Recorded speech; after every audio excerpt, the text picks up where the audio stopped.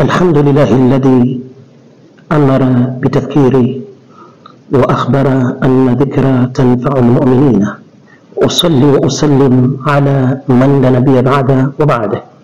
أحبتي في الله, tupongeza kwa kujitokeza Ustadh Omar kwa jambo ambalo kwamba lilikuwa limegonga vyombo vya habari, kwa sababu wanazuoni wetu wanatuambia la yajuzu ta'khiru albayani inda waqti alhaja, haifai kuchelewesha bayana, kuweka mambo wazi wakati unapohitajika ama wakati bayana inahitajika.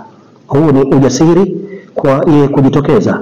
Mwanzo kabisa natoa pongezi katika hatua kama hiyo. Pili, kwa yale yalopitika, naomba tupeane udhuru kila mmoja wetu, kwa sababu alkamalu lillah, ukamilifu ni wake Mwenyezi Mungu. Asona hili ana lile, hakuna ambaye kwamba hana hili hana lile.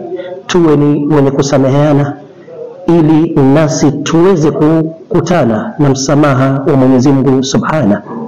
Na mwisho, kwa wale ambao kwamba walijikuta katika mtihani kama huu, twasema mara nyingine tena poleni sana.